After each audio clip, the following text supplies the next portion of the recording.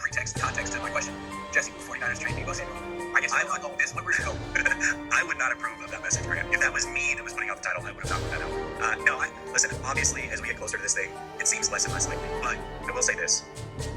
Since his brother came out and said what he said, I've been pretty firm that they would trade him. Just my opinion, right? This is not a factual thing, but my opinion is yes, they will trade him.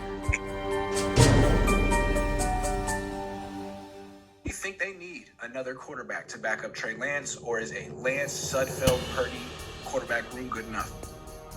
The answer to the question is yes. If they get rid of Jimmy Garoppolo, they need to bring somebody in. I don't think that Nate Sudfeld is a guy that you expect to go out and win games for you.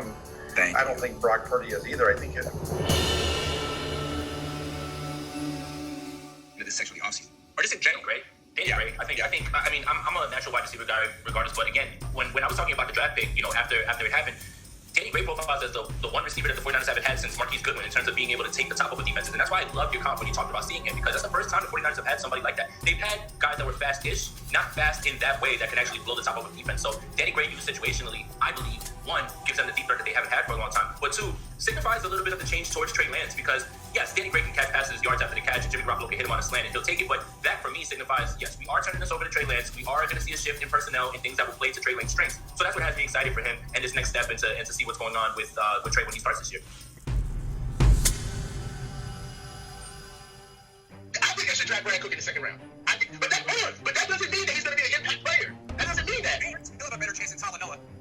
All right. And if it's not, then you roll it. Okay, I understand that. Talanoa for me is like ugly Betty. I get it. Like we root for him because he's like a feisty dude, but he's not anywhere near what you want to throw on the field on a regular basis. Niners trying to sell day 3 picks in the secondary as he's feisty. Like, no, he's not the guy. He's a gold helmet. He's a gold helmet prospect. Like that. So what? I'm sorry. Get on special teams. Well, I actually think he's gonna be. If you're a fantasy guy, I'd sell low on Mitchell. I think this guy's going to take Mitchell's job. He's the exact kind of back Shanahan wants. Very, very decisive. One cut, go. Because I think that was kind of ended up being the issue with Trey Sermon, right? Trey Sermon is a little bit more patience, hang behind the line of scrimmage look. Shanahan's looking for guys who just see it and go and hit it hard. And that's Ty Davis Price to a T. It's also Mitchell. Yeah. To me, those two are really similar, man. But I think he's more explosive than Mitchell, and I think he's just more physical than Mitchell.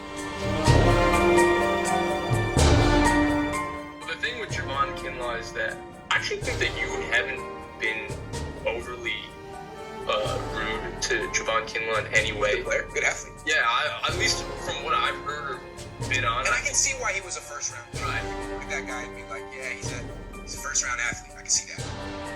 Right. So he's extreme. We've talked about his physical tools and he's so talented physically. I think the underrated thing, and once again, I think Brian Baldinger broke it down. So again, I don't want to take credit because he did a phenomenal job breaking it down. And it's something that Kinlaw, to me, I've noticed it's been something he's better than Buckner and Armstead ever were. And they're both 6'7". He realizes at a point, well, I got 2 on me, or I got 1 and I can't beat it. And he gets into passing lanes, and he's been knocking down passes. He's been disrupting the screen game. He's been very instinctive at doing things that. You would expect from the 6'7" Armstead, right? Right. Or Buckner. True. Never did it. But so he's been very instinctive that way. And I thought his pick was phenomenal.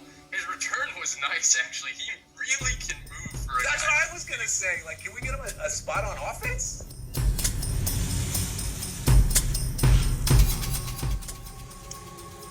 I'm really getting annoyed with these beat writers who think they get like 30, 40,000 followers and they think all of a sudden like they're celebrities, and all of a sudden it's like they're on Cameo.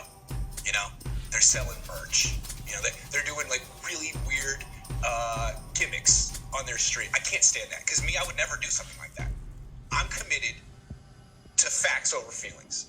All I do is come on this show and drone on in a monotone and talk about the same things and break down the X's and O's. Please, if I ever see me on this channel trying to sell merch at 49ersjuicymerch.com or wearing something ridiculous, let me know. Because that's not who I am. It's not the kind of guy I'm all about integrity and journalism.